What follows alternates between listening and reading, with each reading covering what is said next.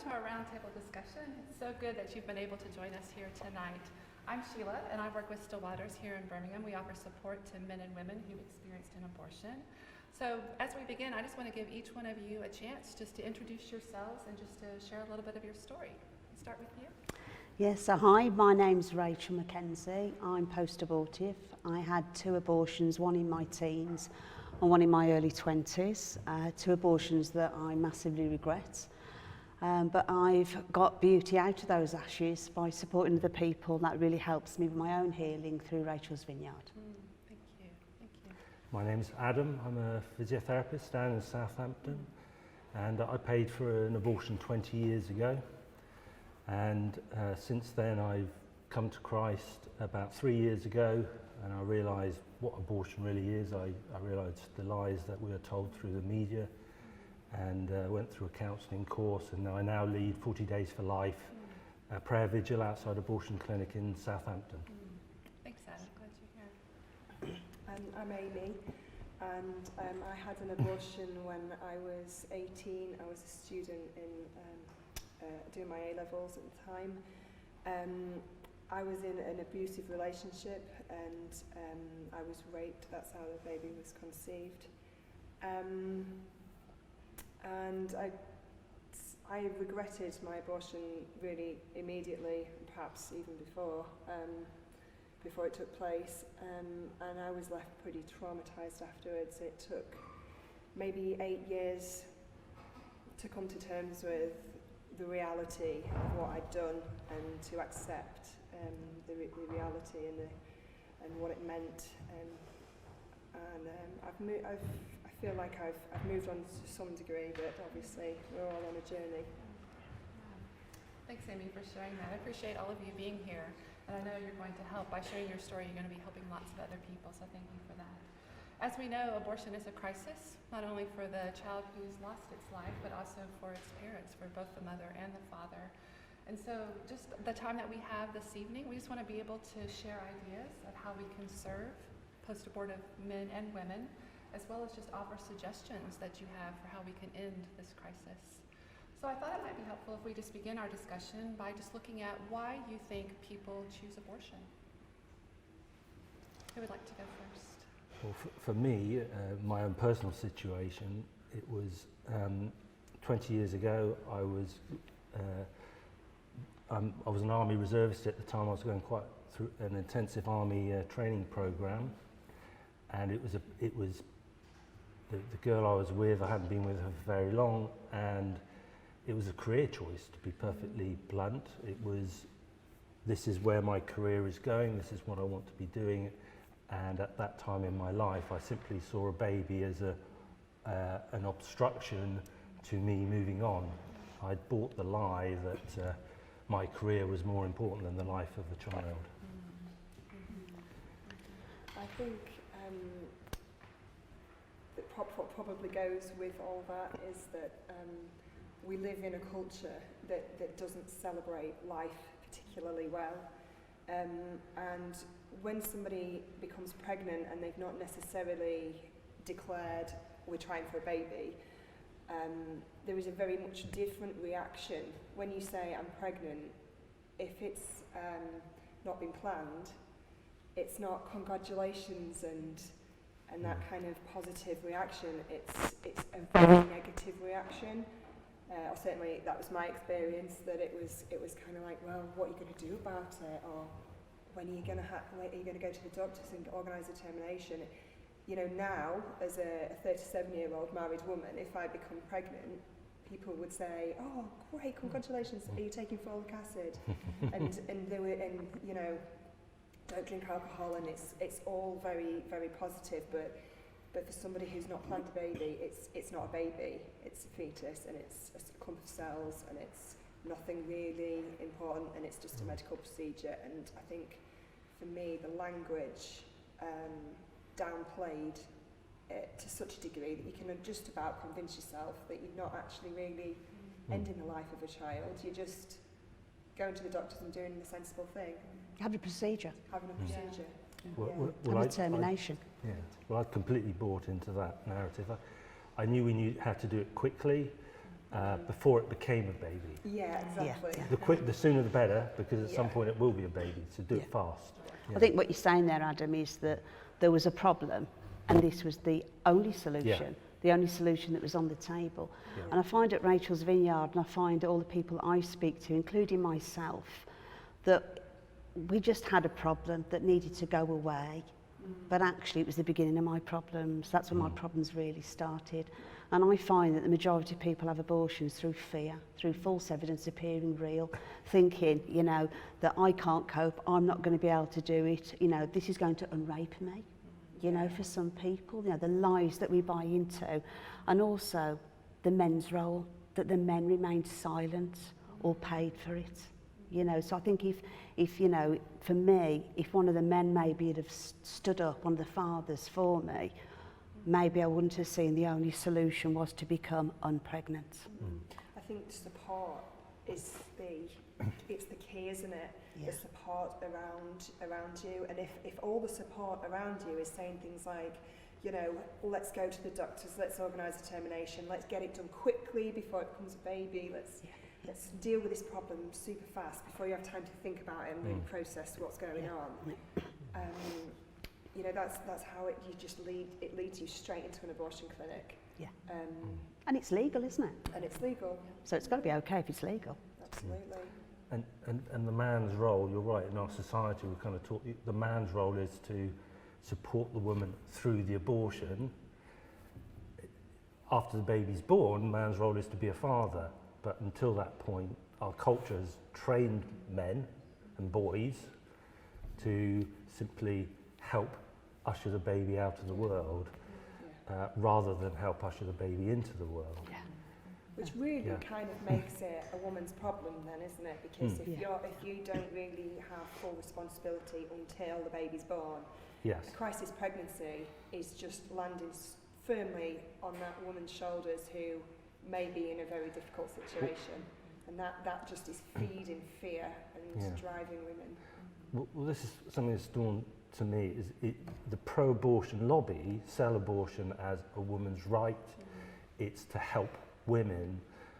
In reality, it's men that introduced abortion, and it's men who probably gain the most from it. You know, any damage I sustained through that abortion is 1,000 times less than my partner at the time. It allows men to abdicate their responsibilities and pretend it never happened, and women are the ones who left picking up the pieces of the damage of that. Absolutely. And Well said. Yeah, and it's not at all, you know, it's sold as empowering women. And yet, what I find at you know, the women I speak to, is their abortion story that never starts the day you were pregnant. It started way before then. Yeah. That these women are vulnerable women, whether they were raped or they were abused as a child or they had drug-addicted parents or whatever dysfunction was going on, caused them. It's not that it's an excuse, but it sets people up. Yeah. It sets It's people up. because they're not supported. Absolutely. And yeah, then it yeah, only takes for the father to not be supportive as well, yeah, and then you've got a recipe for, yeah, yeah. for disaster. So let's move into what challenges do post-abortive people face?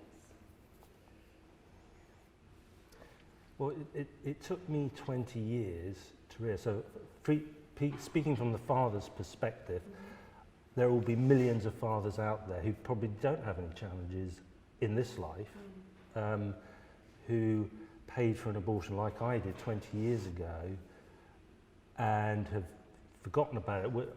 I had completely forgotten about that procedure. It was only after I was baptised that at a later age I was brought up atheist, hence why I paid for an abortion, because to me it's just a bunch of cells. To me it's no different than having a tonsillectomy or an appendicectomy. It really was. And, so I think there are people who maybe will watch this who will think, well, there is no problem, but I do believe in God. I do believe there is justice. I do believe that at some point we are all going to be confronted with the reality of this abortion procedure. And for me, I was fortunate that after my baptism, I was given a dream in which I saw the reality of what abortion is. Essentially, I butchered a baby in the stream, and that opened my eyes up, which allowed the healing to begin. And I went to a post-abortive support group where I got the healing I needed, and like I say, I now lead a 40 days for life. So for some people who watch this, and there'll be millions out there, particularly men, who don't think that it's had any effect upon them. But at a deep spiritual level, it will have broken them spiritually, even though they may not yet realise it. Right. Yeah. Other challenges that you've seen? Well, you were talking to me earlier about the challenge of, going to confession and forgiving yourself. Yeah, I mean, it's a similar kind of situation, I suppose, for me, in that I found healing through knowing God, and I know that maybe there'll be people who are post-abortive who have come to terms with it who haven't been through that process, but for me it was a very spiritual process. I became a Catholic, went to confession, and used the priest as a sort of counselling service almost, and explained how damaged I had been after my abortion, because the damage for me lasted years, and I behaved really badly, I think, after I had an abortion. I did a whole manner of wrong things, and it was basically trying to numb everything and trying to pretend like everything was great, even though inwardly I was kind of hoping for death. So talking to a priest about it really brought it out into the light. It wasn't a dark secret anymore. I was actually confronting it.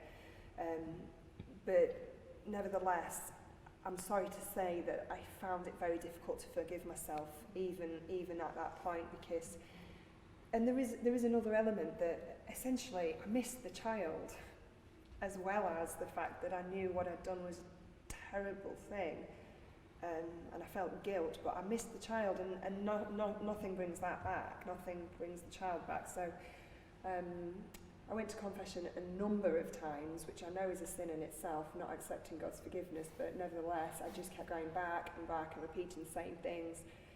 And it took a number of years.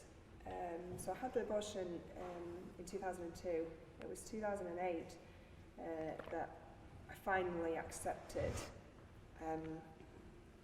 Perhaps God is big enough to forgive me. And perhaps I can live the rest of my life constructively, and perhaps that I do have something positive to be able to give to other people. Yeah. I know with forgiveness, I often, whenever somebody talks about forgiveness, I often think about a man that rang me years ago, and I'll never forget his words on the phone. He said, "Rachel, I will never ever forgive myself. I will never take this pain away, because if I take this pain and unforgiveness that I've got away, then my child's gone. Yeah. I've got nothing left." But he came to Rachel's Vineyard and he let go of that, because what's underneath that unforgiveness and that shame is grief. Yeah. And there's a lovely post-it I sometimes see on Facebook, and it's a woman sat next to a woman that looks like death. And she said, "I sat with my anger long enough until I realised it was grief." And what you talk about, the challenge of, unforgiveness, and the challenge of not even knowing for 20 years, that's the first stage of grief. It's denial. Yeah. And we're stuck in denial. And you were saying, you wanted to kill yourself. People use any kind of form of being busy, being under Satan's yoke. So we either drink, drugs, go on to have more abortions, reliving the trauma again and again. And for me now, my challenge isn't the unforgiveness or the fact I'm in denial. My new challenge is that I'm having to look on Facebook and on social media, and I'm really open about my story like you two are. And it's the comments that pro-lifers put on it. People that say, well, one abortion, you can make a big mistake once, you can't make it again. And so they'll say, one abortion, but two, you're going to hell. What about contraception? Have you thought of closing your legs? All these ridiculous statements that they don't realise the traumas that these women and men have been through. Now, I'm big enough and I've got a skin thick enough these days. I don't care what people say about me. I really don't. But what I care about and what I find challenging is that there's post-abortive people out there that need healing and they're reading comments like that, and they already don't forgive themselves. I had a woman the other week ring me up and she said, I hate myself so much that I can't even stand seeing my name on a piece of paper. So how are those comments going to be helpful? Because what we are hoping for is to bring everybody with us. Like, this is the hope. We want conversion.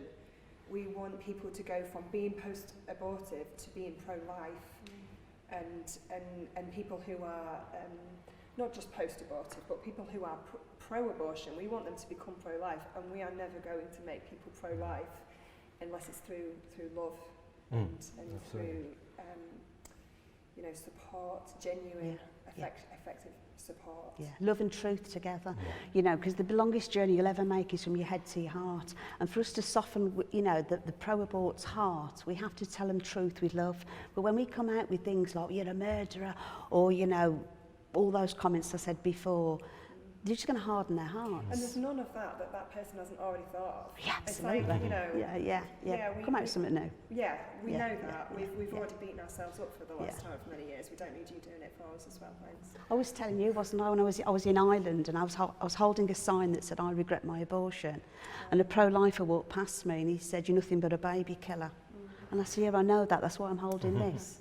I didn't know what to do with that. But again, even though it was a smart, great answer, and he put him in his place, what about the post-abortive person that walked the other way and heard that, that's got no healing? That's for me is where the challenges are.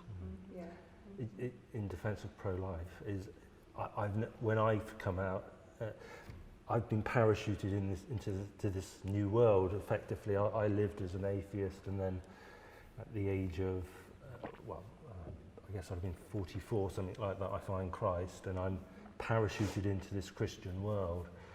And I certainly haven't experienced it, but it's interesting to hear that. But what I have experienced is the pro-abortion side of the argument, desperately trying to shut me up, desperately trying to say, keep quiet, you're a man, don't speak about it.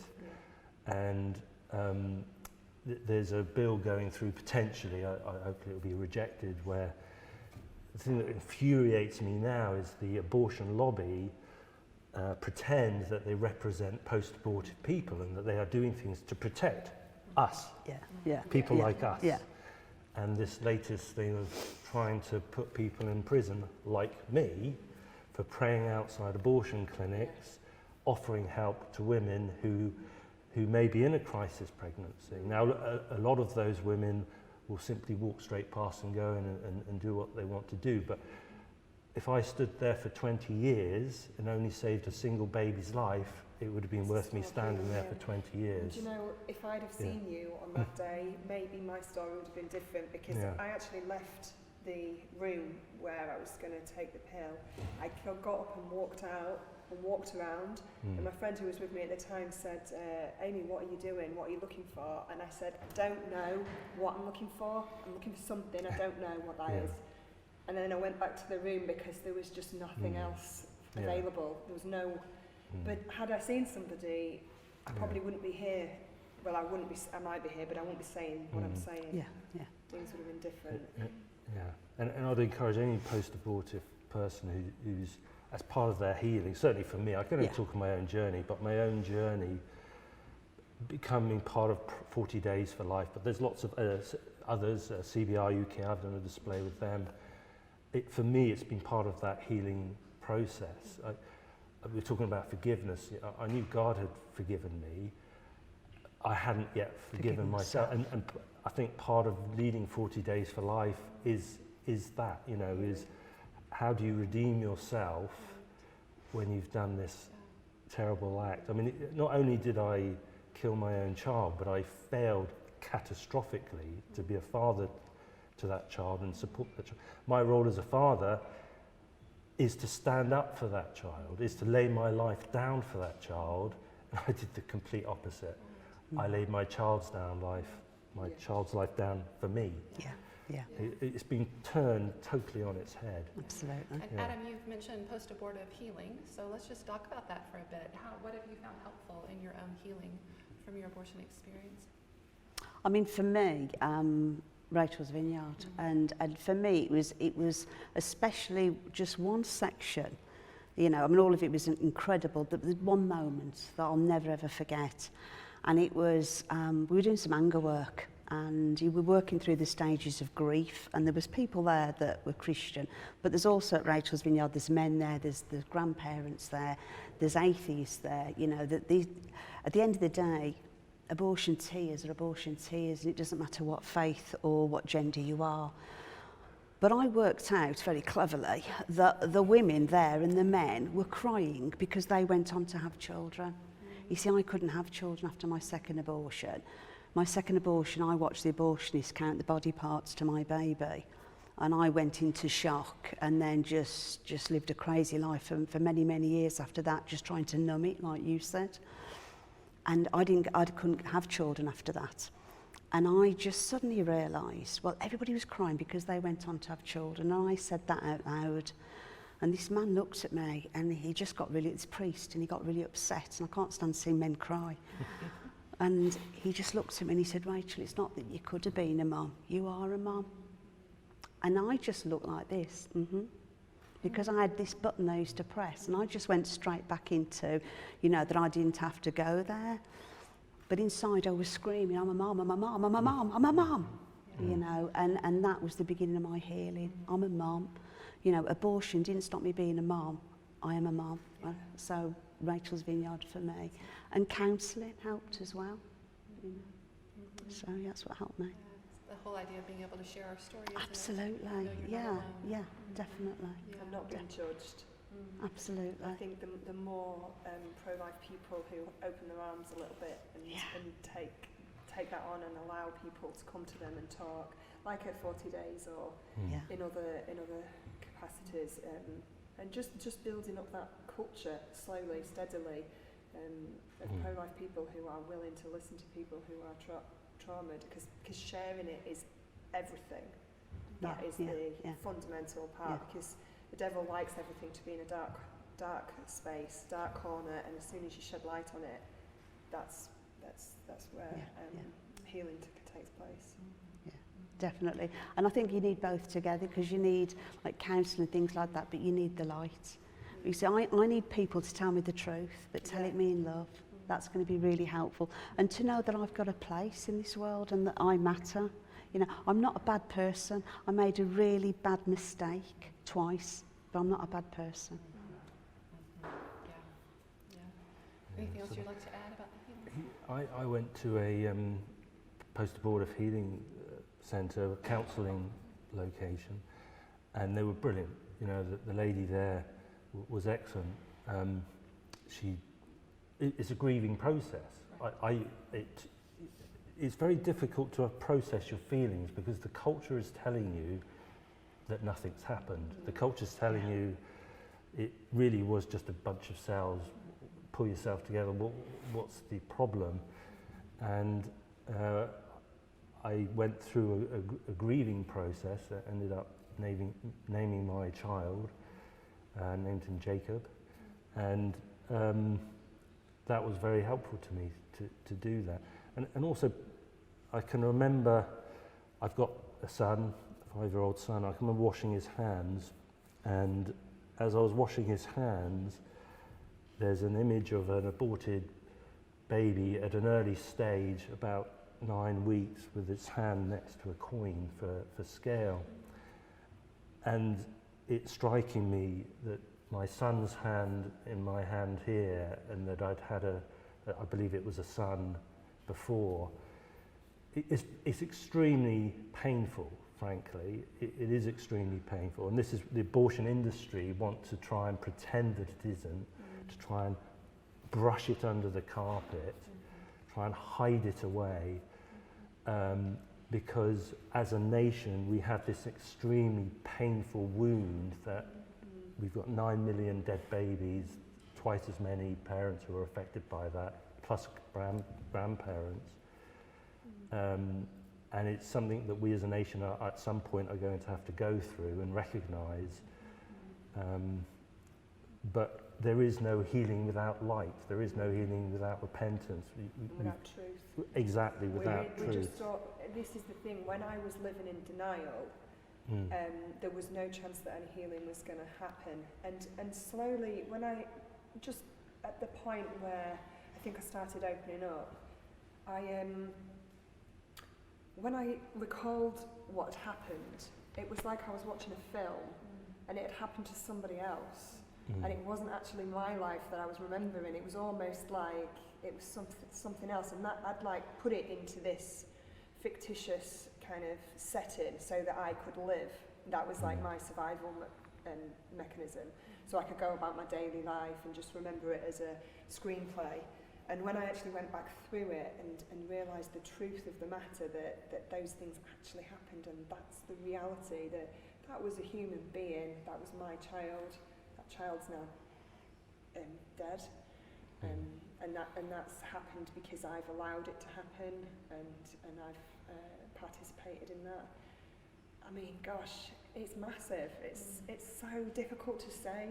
And for somebody who's right at the beginning of that, I mean, they need someone to hold their hand and walk with them on that journey.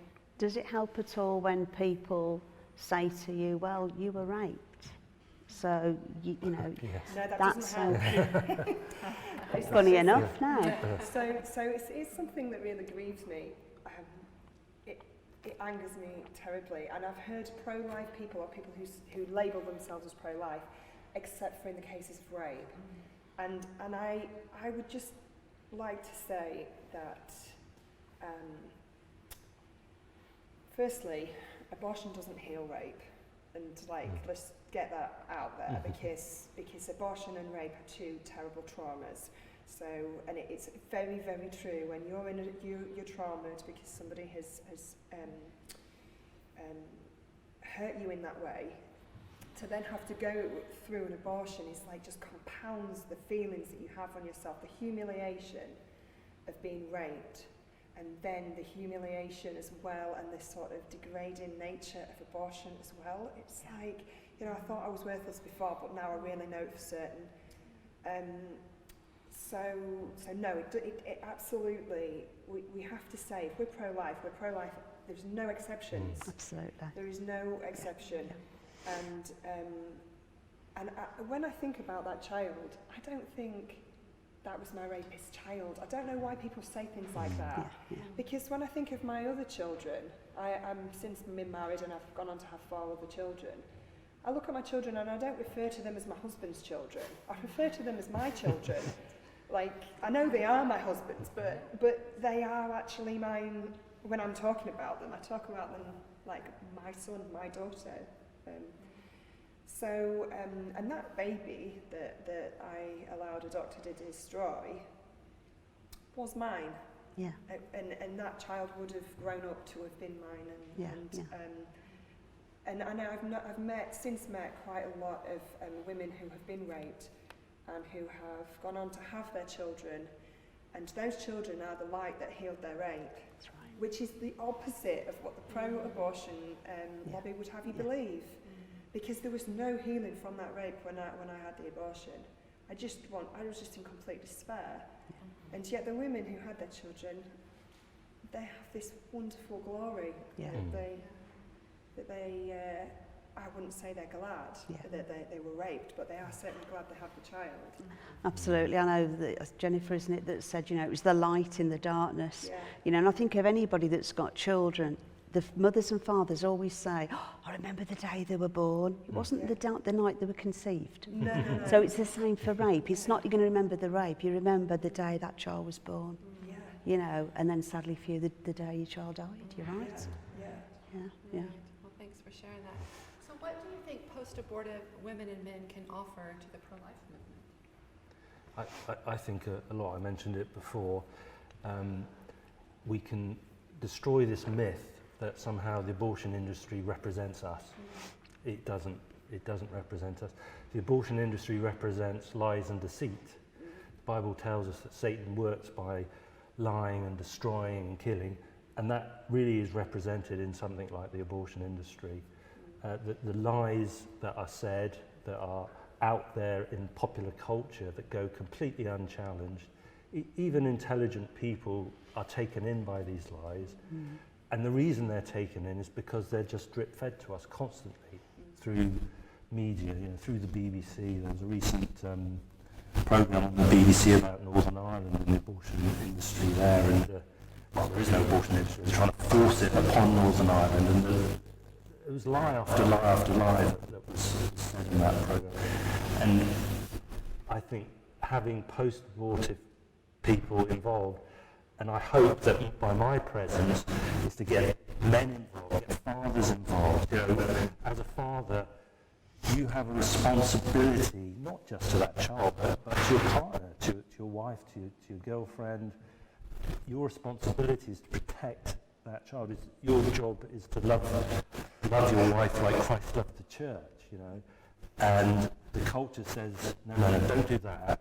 Put yourself first, and just quietly get the child aborted. And hopefully people can gain courage, and I encourage any father that watches this, stand up. Your voice counts. It took me a long time to stand up, actually, and have my voice heard, because I believed the lie that it wasn't a man's issue, that men, this isn't your business. Again, that's an abortion industry lie. They've pushed that out so effectively that it's cut 50% of people out of the conversation. A lot of MPs probably feel, well, I'll just do, I don't really feel this is my issue. I'll just say yes to abortion because, it's not really my thing. It should be the number one issue, shouldn't it? Yeah. The number one issue. They see it as they are in the interests of the vulnerable group, as in the women who are in crisis pregnancy is the vulnerable group. Instead of protecting the women who are in crisis pregnancy, they are just, let's tick that box. Yes. Let's just say we've dealt with that vulnerable group. Hurrah, let's get on something else. Yes. And like you say, we're by us being in this movement as post-abortive women and men, we're annihilating that lie. Yes. Yeah. I think we have a really important role. I think that we can go. I know that we can go to places nobody else can go to. So I know that my story is quite public, and I go around and I will tell people the truth, that I killed my children, and Jude and Paul are not here today because of my actions, because of fear, and that I didn't think I could cope, and I didn't think I had any other choice. And me saying that is like a hashtag me too, and it allows other people then to say, yes, me too. And they actually look at me and sort of think I look quite normal-ish, we know that. But they look at me and think, well, how can she have killed her children? But she's full of joy and she's always laughing and messing around. And that's because I know the true joy in forgiveness and healing. And if I can do that, I know I've got a very special place in this movement.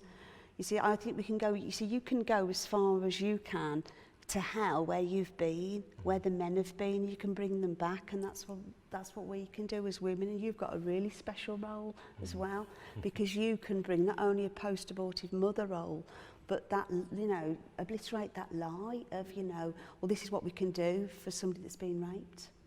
So, I think we've got really important roles.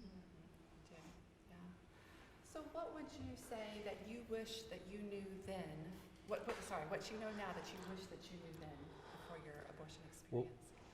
Well, actually, right now in the schools, I've got young children, and the schools now have to teach sex education and relationship education. And I actually think we, as a pro-life people, should jump onto that. That's now they have to do that. Now, that means we should teach people the reality, teach kids the reality of what a baby is. A baby, a unique, whole and living human being is conceived at the moment of conception.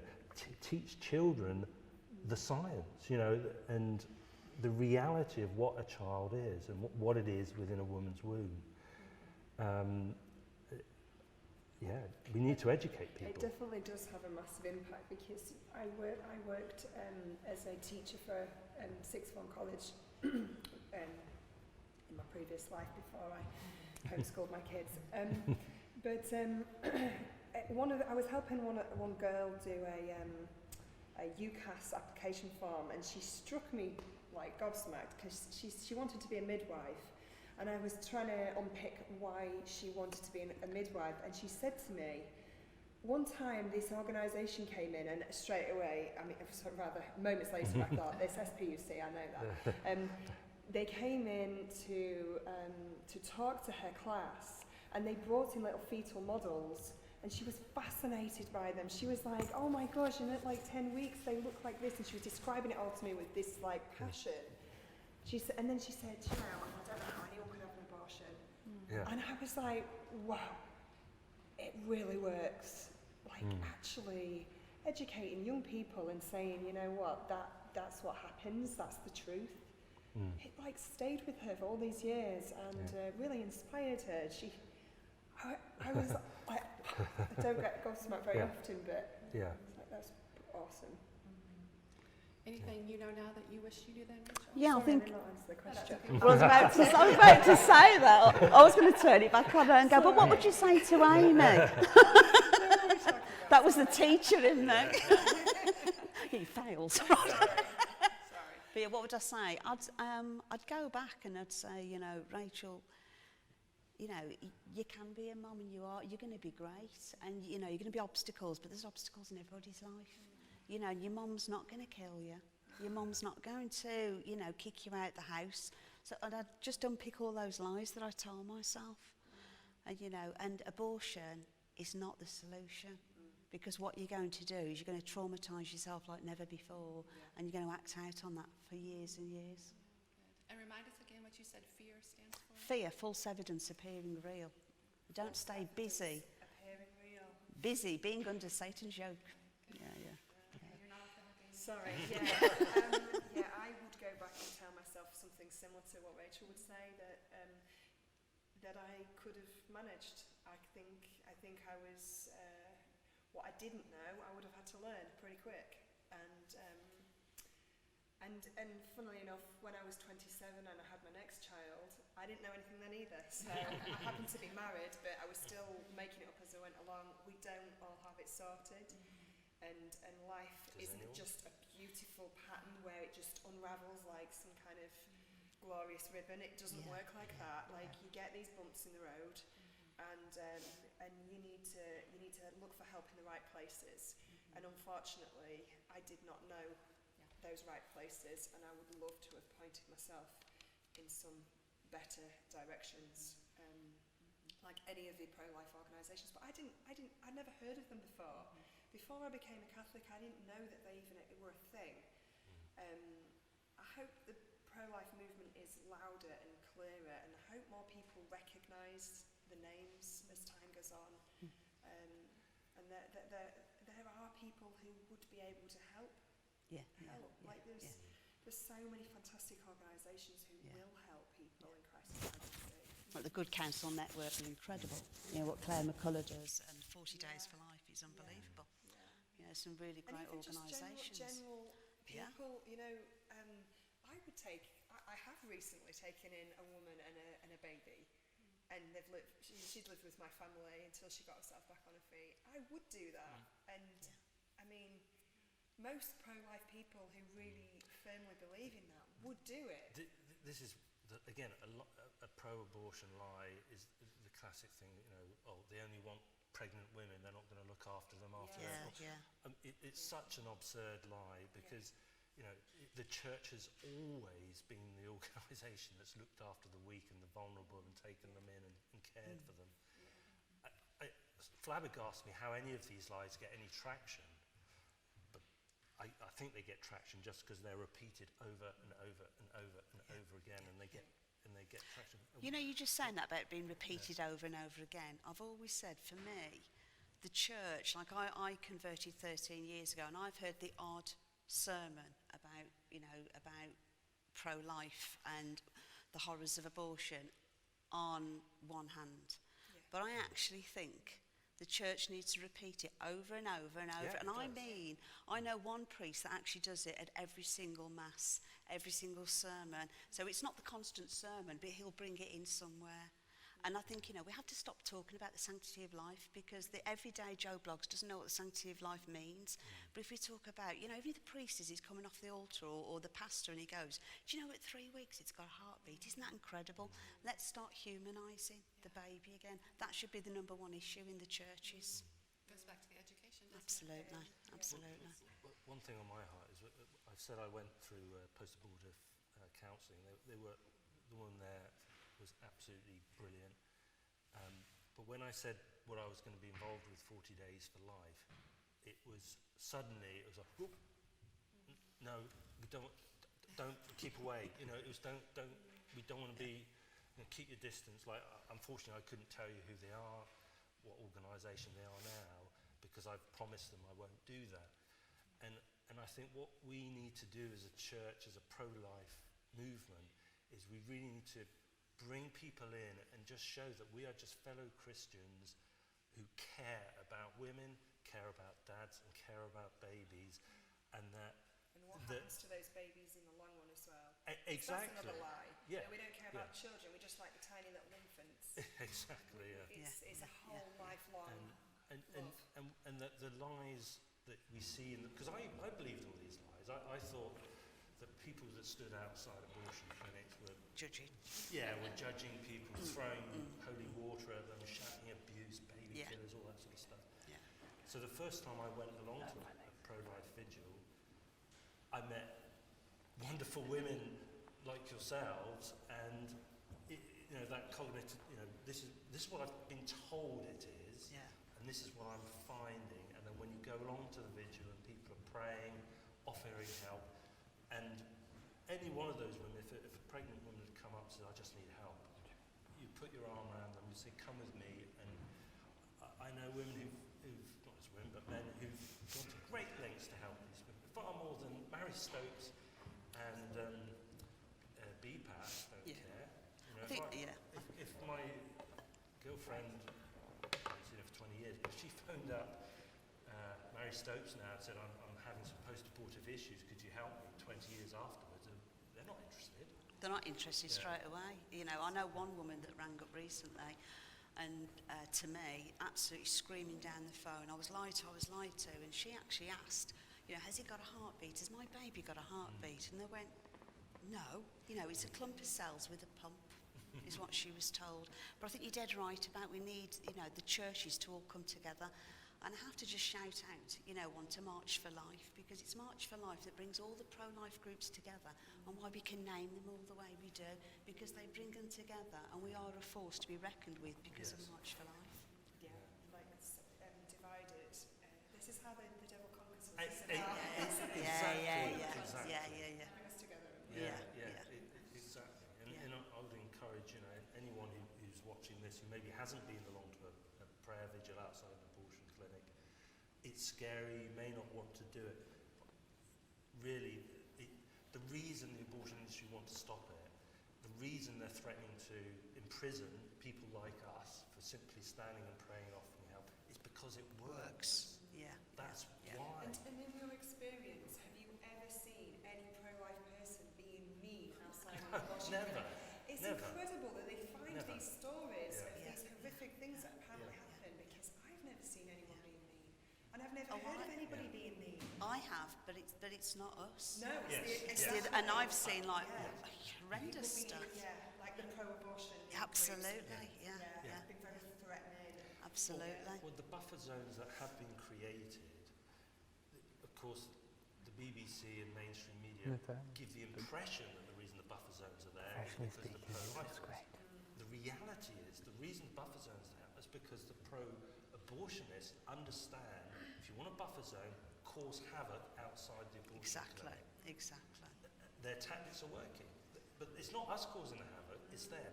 Cause havoc, disrupt all the locals, make it a hellhole outside that clinic, and therefore there'll be a buffer zone.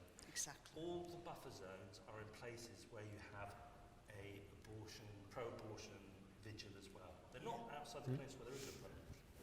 Exactly. So as we're getting ready to close here, I just wanted to know if there's any final words that you would like to give, any words of encouragement or support to maybe anybody that's watching that has experienced an abortion. What words of encouragement would you like to give?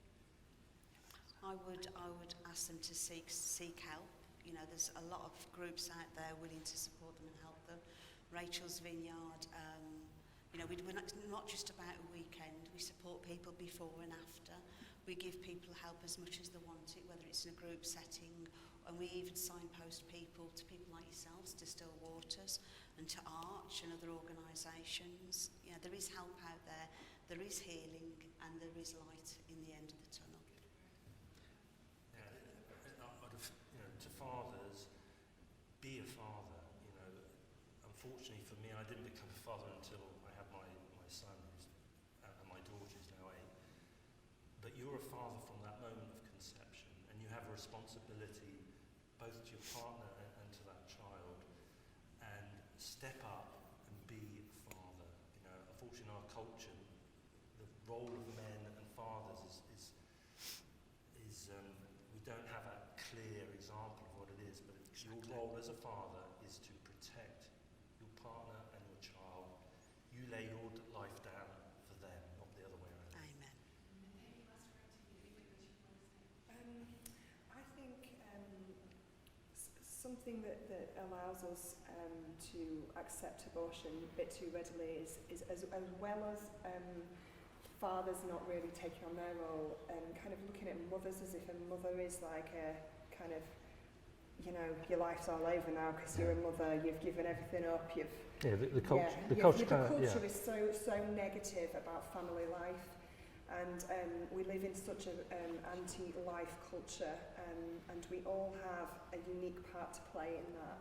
And we need to find our little niche of how where we're going to tackle and bring about a culture of life and family. And I think we're all cogs in the big picture. Well Amen. said. Well said. Well, thank you to each one of you. You've been a blessing. I found this very helpful and enjoyable. So thank you so much for being willing to share your story and also to be a part of the solution. So thank you very much. Okay. Thank you.